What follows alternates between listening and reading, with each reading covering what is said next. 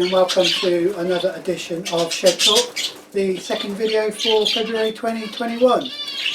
Thanks to all those who have liked the videos, and additional to those who have subscribed.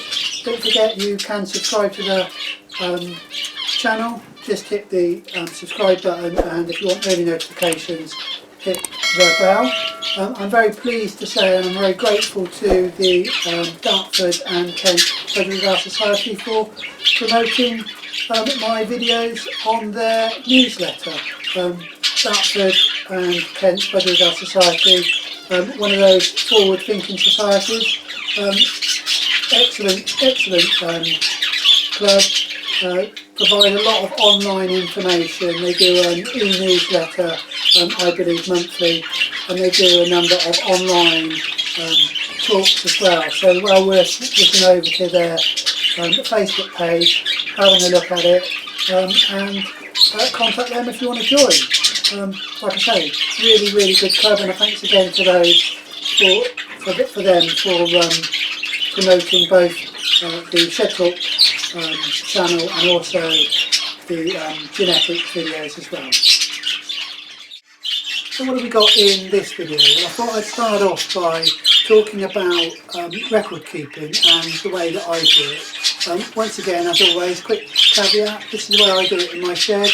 It's probably not the best way, probably certainly not the most efficient way, but it's the way that it works for me. And as always, you know, if you find something that works, doesn't cause you too much time so that you don't keep up with it, then I would stick to it. So, you know, over the years I've adapted and changed the way I keep my records, and this is what I've ended up with, and like I say, it works for me. So we'll have a quick look at record keeping, and I think in this video we'll look at the paper version of the records, and perhaps in the next video I'll talk about the online program that I use and why I use it. And then I think we'll have a look at the budgerigar breeding, have a quick run round the nest boxes again, particularly see where the optimism of the last few videos has continued, and especially take a look at that yellow-faced dominant pied cockbird that was filling eggs, seems to be filling eggs for the fun of it, and whether any of those are hatched and whether there's any dramas in that particular nest box.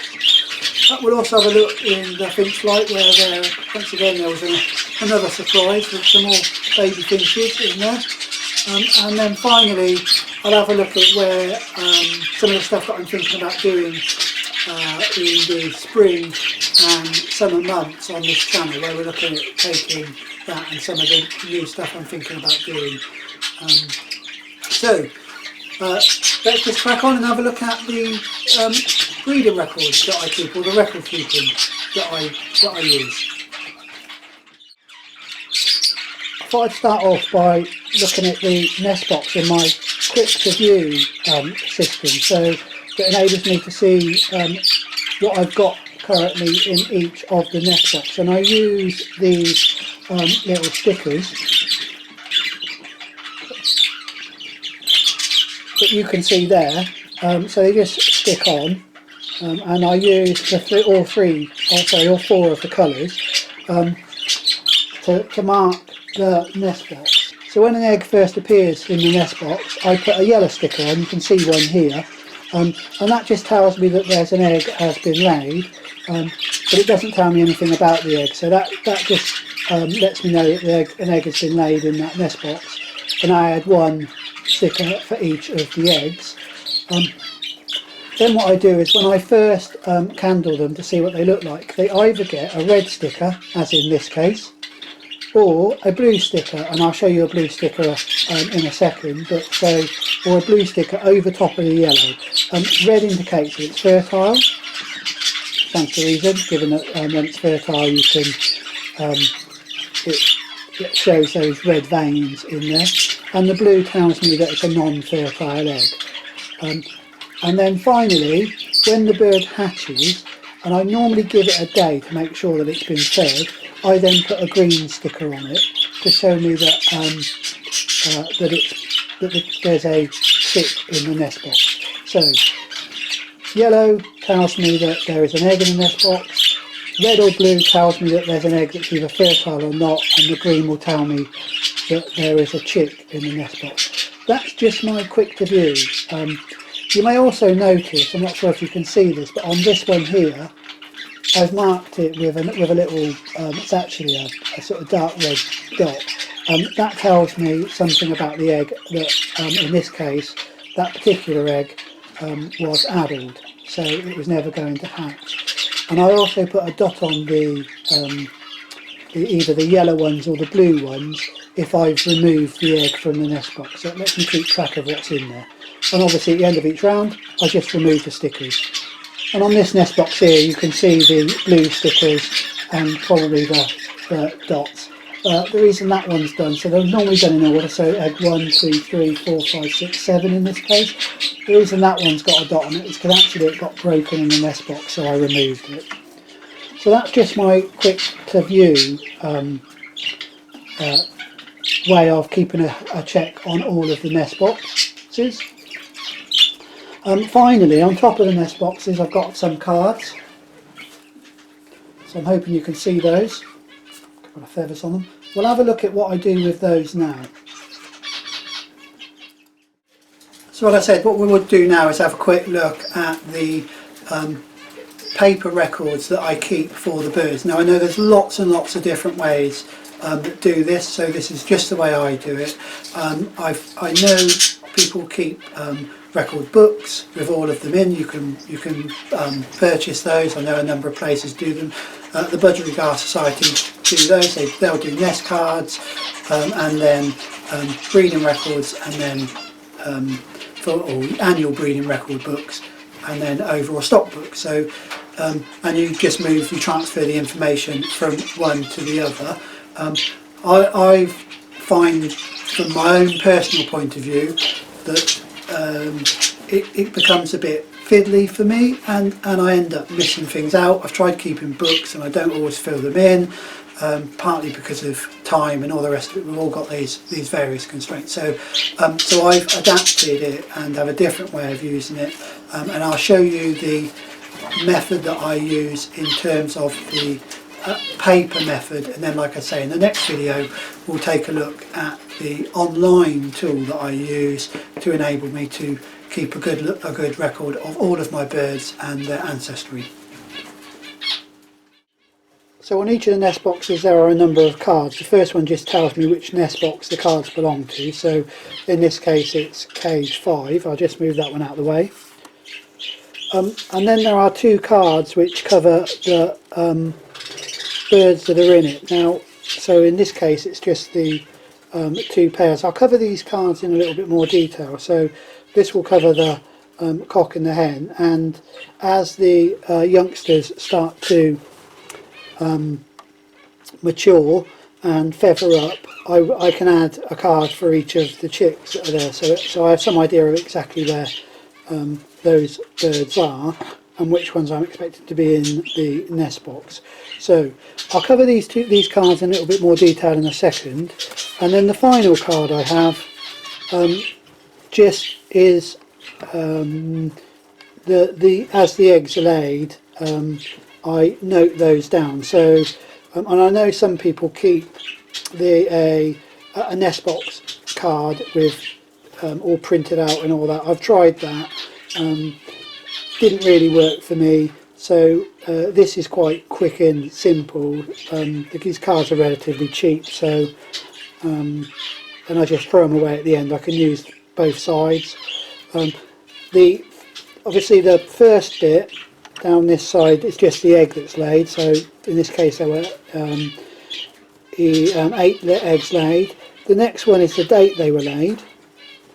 The date in here is or the number in here is 8 days after the date they're laid, so that just a quick check without opening the nest box to know whether I need to candle it or not. I normally candle after 8 days. I know you can candle earlier than that, but normally after 8 days I will candle.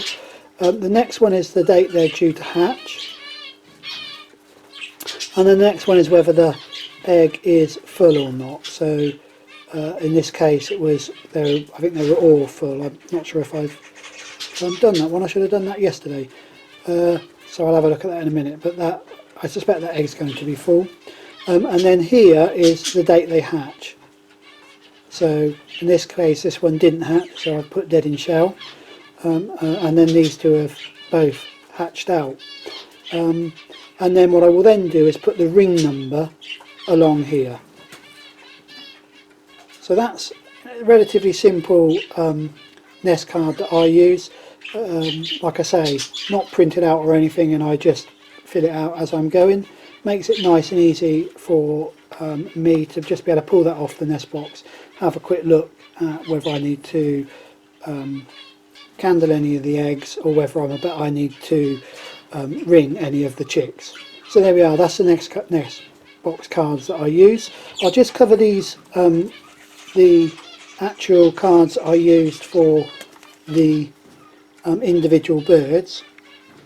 So these are the individual bird cards, and I'll just run through the various elements of it. So obviously that top number there is the ring number of the bird, and then next to that is some quick guides to the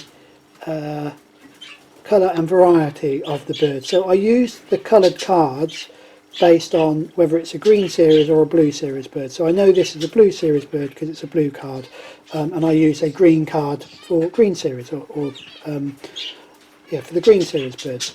What I can do, I've also got some cards that are like a bluish grey that I use for greys, and I've got some cards that are a bluish, a greenish grey, which I use for the grey colours. And then the next, these little stickers again that I'm using, the various dots here, so that would tell me that it's a cinnamon, that tells me that it's a mutant 1 yellow face, and that tells me that it's a dominant pied. So I can see this is going to be a sky blue, cinnamon, yellow face, mutant 1, dominant pied. Underneath I don't always do this, but I will sometimes put what I believe to be the genetic makeup of the bird, just so that I can see if I've got any splits or anything like that. The next one down is the ring number of the parents of the bird. So that's the card, and I've got one of these cards for every one of my birds, little card holders, and what I will do is I will put where the bird is. So if it's in the nappy cage, as you can see there, those are the birds that are in the nappy cage, the hen flight, and then I've got the cock flight as well. So at the back, when a bird either dies or I sell it, I cut the corner off and just stick it at the back of the box. Let me just see if I can pull that forward a bit so you can see. So I've just cut the corner off and put it at the back of the box. That enables me, if I need to, have a look at the ancestor of a bird, so I can quickly flick that back through that if I don't have access to the online system. So that's what I use for the I suppose the paper storage of the bird records. Well, that's the card system that I use. What we'll do now is we'll have a quick look at, or a quick update on the breeding of the budgerigars. I'll show you the finch flight before we move on to the budgerigars. As you can see, two new young finches there, one right at the very back, and the other very pale colour one that's about 4 in. Wasn't even aware that that these were, that any of the finches were sat on eggs, so it's a big surprise when I suddenly saw these in the flight.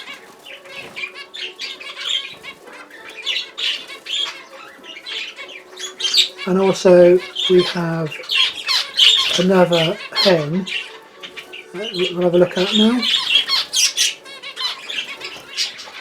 This hen in this small nest site is sitting tight, so I'm assuming that she's sat on eggs as well. So looks like I'm going to have some more. I definitely need to start clearing out these nest boxes and sorting these zebra finches out. I really do have far too many.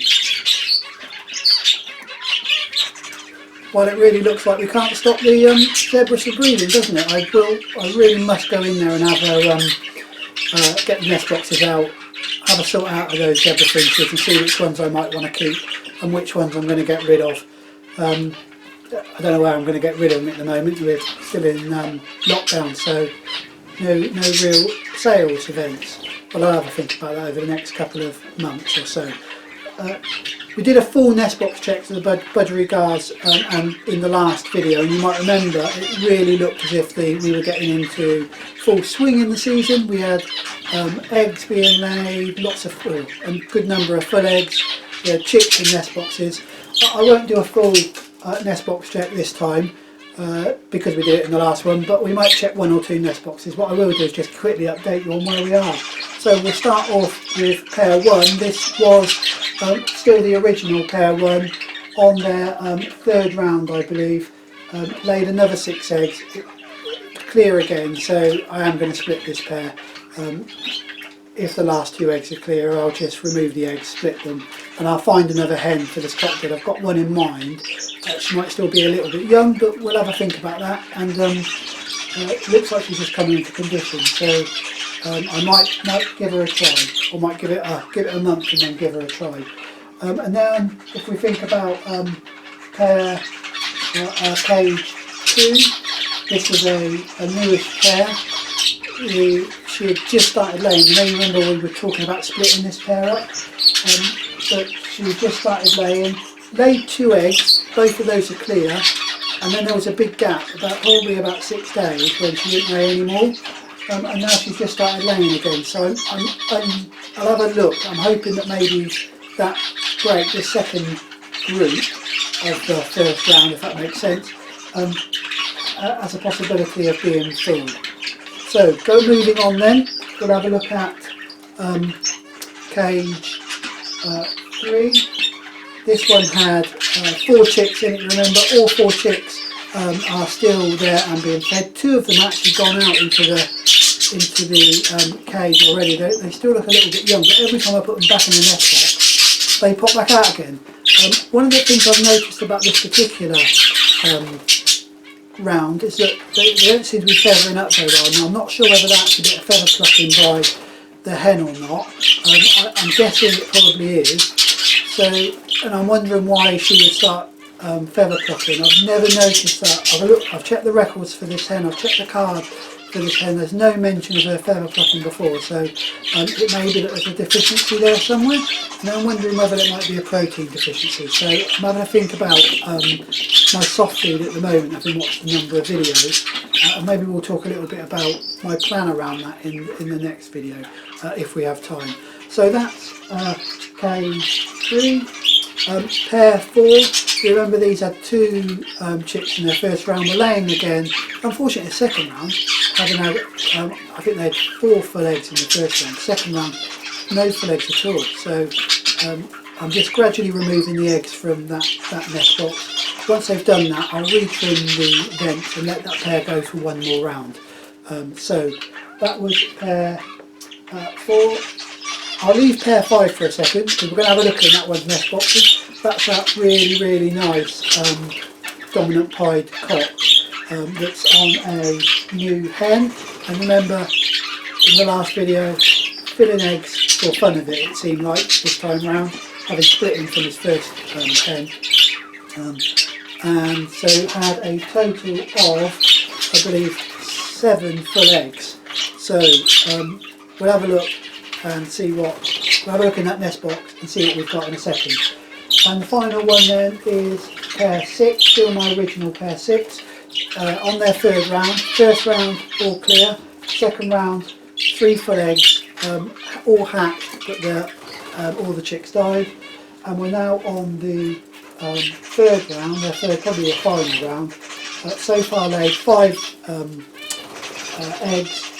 It's gone clear, full, and I haven't yet checked the 5th egg, so it's still a bit early to check that one. So let's see whether it goes clear, full, clear.